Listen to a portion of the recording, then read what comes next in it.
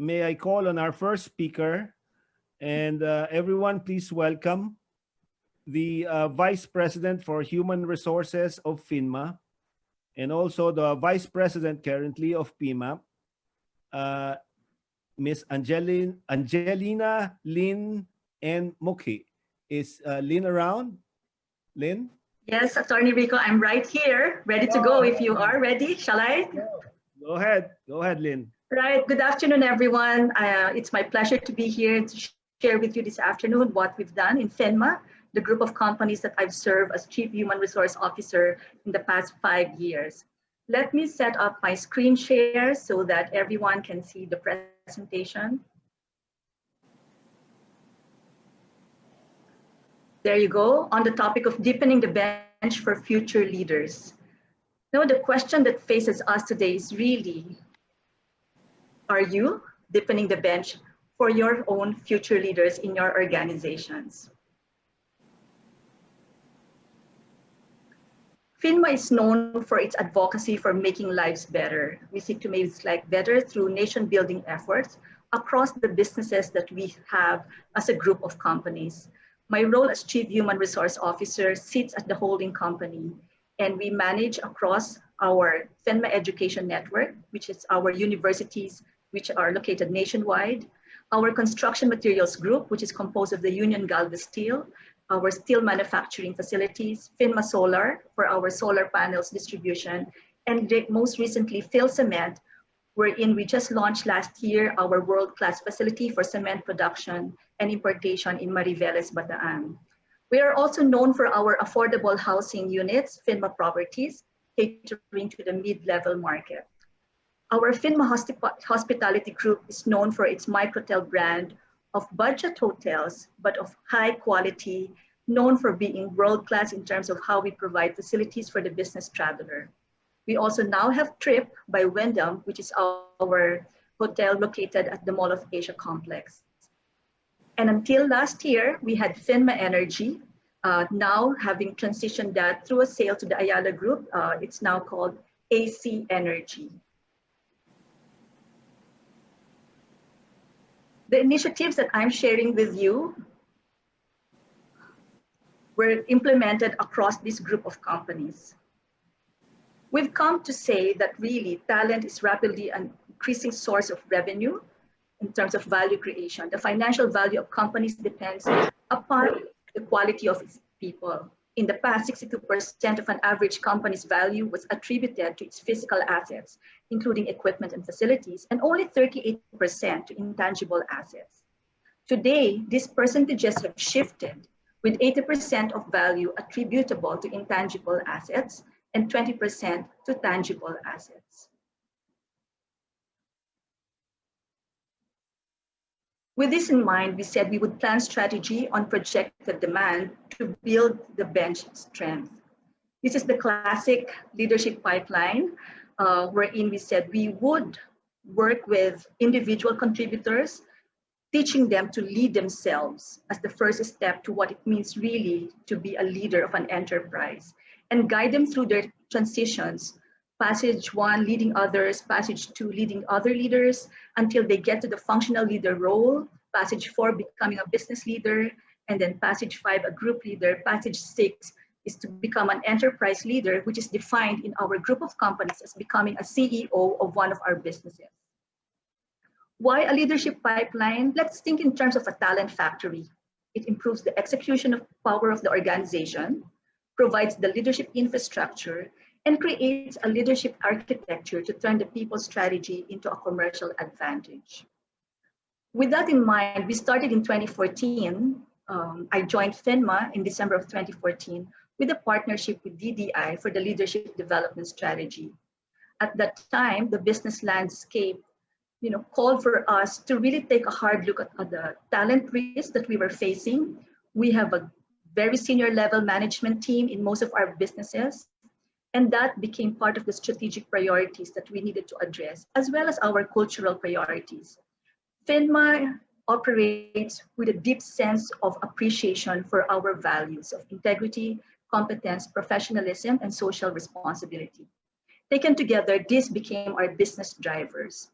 The implications to the talent program is that we had to take a hard look at the capacity gaps and the organization situation in each of our businesses, and from there make our capacity projections. We created success profiles of the CEO and the other top level roles in the management committee in each of the organizations, so that the goal is to fill the pipeline, assess talent for readiness, accelerate their growth, and drive performance. The outcomes we enjoy today is that our CEO for our FINMA Properties Group is a product of our talent management program. The head of our business for solar is as well a product of the talent management program. Same with our insurance business. And we have a deep bench now composed of leaders who would be moving upwards in the talent pipeline. All of this were underscored by the idea that whatever we started back in 2014 has to be sustainable.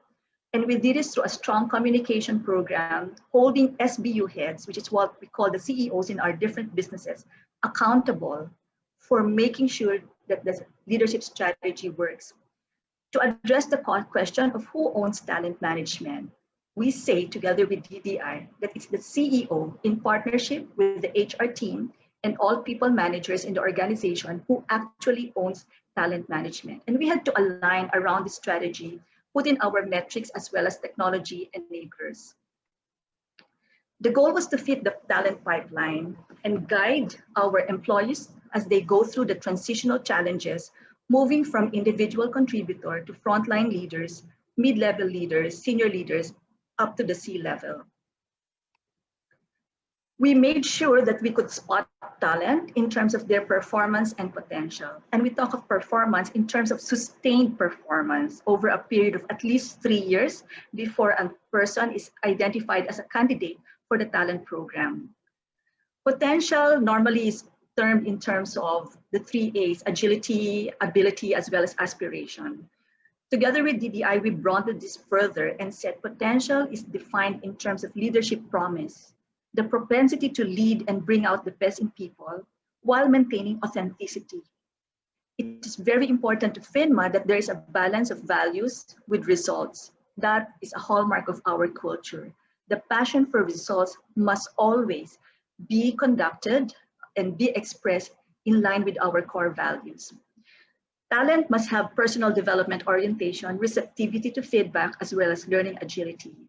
And most importantly, mastery of complexity, adaptability, conceptual thinking, as well as navigating ambiguity with a sense of comfort as well as confidence. We made sure that we would assess at the appropriate level in the pipeline so that the high potentials come from a space of confidence, feeling of being nurtured, rather than feeling threatened that they are going to go through assessment. So we work on operational as well as strategic leader assessments.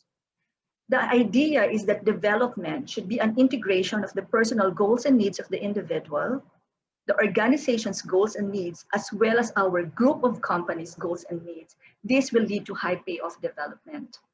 In FINMA, the value proposition that we give in terms of career development is that an individual or an employee can start even as at a rank and file level or at an OJT level from college and move high in our company, reaching all the way to CEO level, moving across our group of companies as well, so that his career progression is not limited to just one business or industry.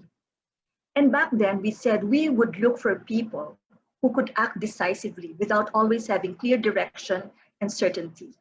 Can you imagine, back in 2014, we did not know yet that COVID was going to come upon us, but we said these are the qualities of a leader as identified in our assessment criteria: being able to anticipate and react to the nature and speed of change, maintaining effectiveness despite constant surprises and a lack of predictability, capturing organizational knowledge before it's lost through retirements. Turnover was not an issue for us. Our attrition rate has always remained less than 2 digits.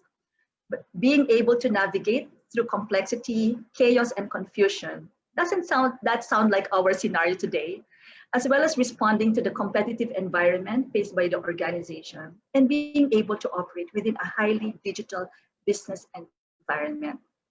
This led to truly high payoffs for us. And this is what is carrying us today through this crisis.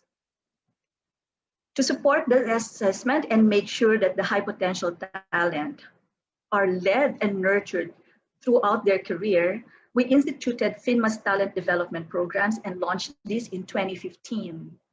We had Staff Excellence Program, STEP is what we called it, for the first level, very junior people, individual contributors.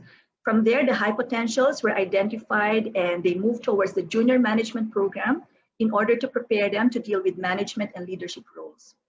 Those who are already in existing supervisor and officer level roles were enrolled into the Line Managers Excellence Acceleration Program with the idea that we would broaden their people management skills, business perspective, as well as functional competencies.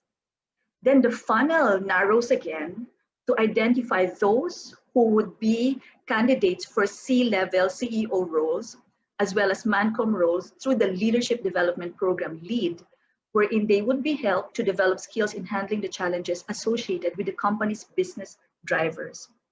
Not everyone, of course, progresses to become a CEO of the business, but we want to make sure that we keep them engaged. So those who do not progress to CEO levels are put under the Senior Officer Advancement Resources Program, SOAR, so that they continue to have access to opportunities that will help them keep abreast of developments and trends in management, business, and industry. Can you imagine the flow of movement? You step forward, jump over obstacles, leap to new heights, lead with conviction, and soar in your career with FINMA. This is the imagery that we want to evoke among our employees. And we relied heavily on communications program that would allow people to visualize what it means to be part of each program. Step forward, jump over obstacles, leap towards new directions, lead with conviction, and soar to new heights. The development approach was taken using the 70-20-10 model, which I'm sure most of us are already familiar with. 70% happening on the job through individual development plans, which were developed specific to the assessment reports that were provided for each of the high potential talent. And this included cross-functional, cross-business stretch assignments. 20% through coaching. We instituted an executive coaching program, launched it in 2015, tapping our most senior leaders, the executive committee members, as well as our executive SBU heads, to serve as coaches for those who will be identified as part of the LEAD program. And then in turn, those who were part of the LEAD program would serve as coaches to those who are in middle management roles. Honestly, only 10% support was provided through instructor-led training, but with high quality using corporate learning program. Some people doubt whether a 70% on-the-job training approach will work, but yeah, seriously, we made it happen. Across a period of years, yeah, but it is indeed the best approach to development. So the Future Leaders Development Roadmap started with phase 1, which was defining the FINMA group leadership competencies. And with this, we partnered with DDI again, so that we had an objective third party assessing what kind of competencies should we really focus on in terms of a future mindset, a future set mindset for our leadership development program. Phase 2 was in 2014, identifying and assessing the talent pool. Phase 3 was to set up the learning and development program. I launched it in 2015. Year 1 was about building competence. Year 2, we progressed to broadening their perspective. 2017, deepening their immersion in the various business units where they were assigned.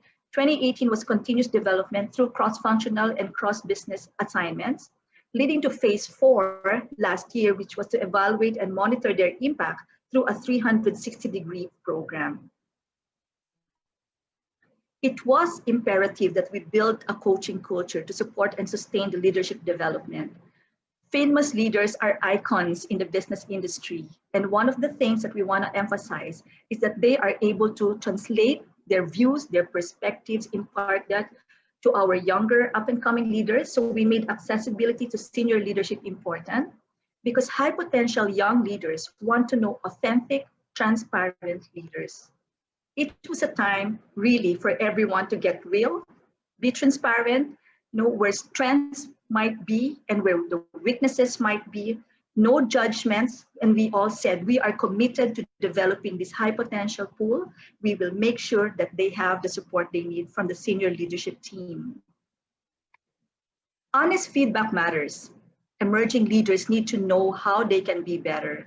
So after that cycle of development, feedback, coaching, by last year, we had everyone undertake a 360-degree plus feedback program. It took us about 6 months to complete it across our business units. During the survey proper, we of course encountered some reservations, some anxieties. In a culture wherein people have grown and risen through the ranks for some, across 15, 20 years, there are friendships that have been made, and we experienced some concerns. Would people really be honest about the feedback they would give? And we said, you know, guys, just chill. This is intended for development. And we made it very clear by saying that the reports would be given only to the individuals who participated in the programs, not their bosses. Only the person who participated and HR had access to the report. We provided coaching on understanding their own assessment reports, and from there said, this is for your individual development, and you have the option to share it with your immediate superior, and from there plan how you would undertake your next career journey in the next 3 years. The leaders were rated on the following competencies: drive and motivation, leadership ability, championing and applying innovation, customer service excellence, commercial awareness, business acumen, empowerment ability, building collaborative and inclusive working relationships, and a commitment to their own personal development. It was important for me as head of HR to say that all these initiatives are embedded in the people strategy, which serve as the context for leadership development. We identified what we said would be the pillars for our people strategy across the group. Pillar number 1 is about nurturing talent. It was important to invigorate talent and build organizational capability in an environment where we had years of service for many of the employees, as well as building organizational capability by bringing in talent from the outside where necessary and making sure that people work together in order to create that culture that would reinforce the FINMA employer brand. HR repositioned as leaders in terms of strengthening the capabilities and attitudes of our managers as human resource developers. The message we communicated in terms of transforming HR was that we are here to enable and to lead you, but each people manager is accountable to be a human resource developer. Internally, we also had to build our systems and processes to improve the way we do things, creating opportunities for productivity and greater organizational effectiveness within our HR units. All of this were intended to sustain and reinforce the FINMA employer brand with emphasis on the values platform. My work over the past 6 years involved enhancing the capability of our SBU HR teams through our HR councils, providing them learning and development opportunities, mentoring them as well, and making sure that I will have as well my succession pipeline within the HR team. As always, we said, this is important, but in the way we do things, we would always uphold our values of integrity, patriotism, competence, and professionalism. Today, we enjoy the fruits of our labors. We could say that indeed, we have deepened the bench for our future leaders, and we are prepared as a conglomerate for the next 3 years, in spite of this pandemic, with a deep bench for people who would build and lead our businesses in the future. So my questions to you folks is, are you deepening the bench for your own future leaders? Thank you very much for giving me this opportunity to share with you. This is Lin Mukhi, and I'll be around to take in questions later after we've listened to our other speakers and panelists as well. Have a great day ahead for all of us. Thank you, Lin.